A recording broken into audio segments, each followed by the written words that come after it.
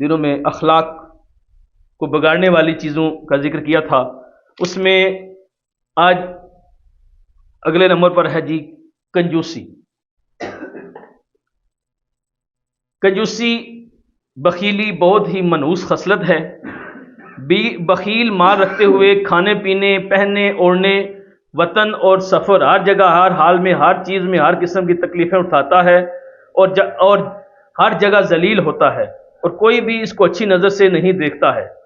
رسول اللہ صلی اللہ علیہ وآلہ وسلم نے فرمایا کہ سخی اللہ سے قریب ہے، سخی اللہ سے قریب ہے، جنت سے قریب ہے، انسانوں سے قریب ہے، جہنم سے دور ہے، اور بخیل اللہ سے دور ہے، جنت سے دور ہے، انسانوں سے دور ہے، جہنم سے قریب ہے۔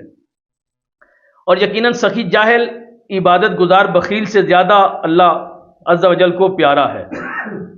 یعنی ایک شخص جاہل ہو، اس کے پاس علم نہ ہو، لیکن وہ سخی ہو، تو وہ ایک عبادت گزار بندہ جو کہ بخیل ہو، اس عبادت گزار سے ایک جاہل سخی بہتر ہے، اللہ کو زیادہ پیارا ہے۔ یعنی سخاوت اتنا بڑا وصف ہے، اللہ کے رستے میں خرچ کرنا یہ اتنا بڑا وصف ہے کہ اللہ تعالیٰ کے وہ شخص قریب ہوتا ہے جو سخاوت اختیار کرتا ہے، اور جنت کے قریب ہوتا ہے۔ پھر چونکہ انسانوں پہ شفقت کرتا ہے تو انسانوں کے بھی قریب ہوتا ہے۔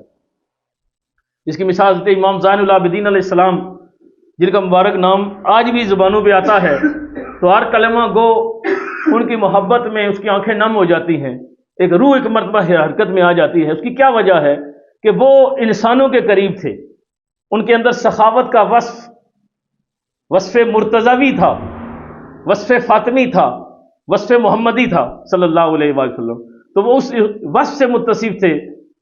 آپ کی عادت مبارکہ کیا تھی کہ رات کو لوگ سو رہے ہوتے تھے اور حضرت امام زین العابدین علیہ السلام اٹھتے اور اپنے غلام کو بھی نہیں کہتے تھے، اپنے کسی دوست کو بھی، رشتہ دار کو بھی نہیں کہتے تھے، اکیلے اٹھتے اور ایک بہت بڑا بوجھ جس میں اشیاء خور و نوش ہوتی، ضرورت کی چیزیں ہوتی، وہ اپنی پیٹھ پر لاد کر جاتے، کسی بیوہ کا گھر ہوتا وہاں پہ جا کے دیتے، کسی یتیم کا گھر ہوتا تو وہاں پہ جا کے دیتے۔ اور یہ راز ان کی زندگی میں نہیں کھلا، بلکہ جس وقت امام زین العابدین علیہ السلام کی وفات ہوئی، آپ کا وصال مبارک ہوا، تو جب آپ کو غسل دیا گیا تو پیٹھ پر وہ نشان موجود تھا کہ یہ کوئی وزن اٹھاتے رہے ہیں، تو وزن اٹھانے کا جو داغ تھا وہ پیٹھ مبارک پہ تھا۔ اور آپ اس انداز میں، اور پھر دوسرا راز اس وقت کھلا کہ یہ رات کو جو آتا تھا وہ کون تھا؟ جب دیکھا نا کہ دوسرے دن مال نہیں ملا، جو چیز آتی تھی، جو ضرورت کی چیزیں آتی تھی وہ رات کو نہیں آئی ہے، تو سارے سمجھ گئے کہ یہ لانے والے امام زین العابدین علیہ السلام تھے۔ تو اللہ کے سخی، اللہ کے دوستوں کے راز ان کے دنیا سے جانے کے بعد کھلتے ہیں۔ تو امام زین العابدین علیہ السلام وصف میں ایک عظیم الشان ہستی، شان رکھنے والی ہستی تھے۔ اور حضور اکرم صلی اللہ علیہ وآلہ وسلم نے یہ بھی فرمایا کہ دھوکہ باز اور بخیل اور احسان جتانے والا جنت میں داخل نہیں ہوگا۔ تین لوگ ہیں، کون؟ دھوکہ باز، بخیل اور احسان جتانے والا جنت میں داخل نہیں ہوں گے۔ اور یہ بھی حدیث میں آیا ہے کہ دو خصلتیں ایسی ہیں جو دونوں ایک ساتھ مومن میں اکٹھی جمع نہیں ہوں گی، ایک کنجوسی اور دوسرا بد اخلاقی۔ حدیث کا مطلب یہ ہے کہ یہ دونوں خصلتیں بری ہیں، اور یہ دونوں بری خصلتیں مومن میں ایک ساتھ نہیں پائی جائیں گی۔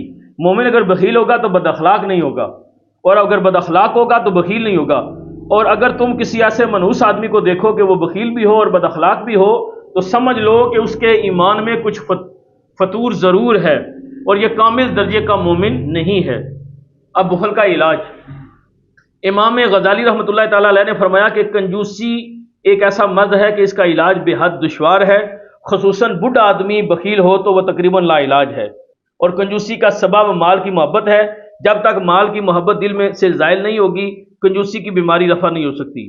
پھر بھی اس کے دو علاج بہت ہی کامیاب اور کارآمد ہیں، اور وہ یہ ہیں، اول یہ کہ آدمی سوچے کہ مال کے مقاصد کیا ہے اور میں کس کے لیے پیدا کیا گیا ہوں، اور مجھے دنیا میں مال جمع کرنے کے ساتھ ساتھ کچھ عالم آخرت کے لیے بھی ذخیرہ جمع کرنا چاہیے۔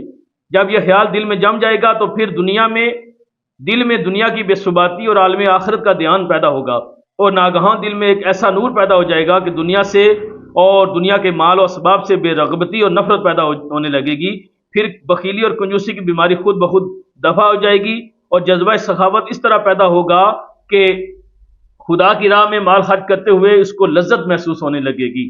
اور دوسرا علاج یہ ہے کہ بخیلوں اور سخی لوگوں کی حکایات پڑھے کہ بخیل کے مال کا کیا ہوا، اور سخی کے مال کا انجام کیا ہوا؟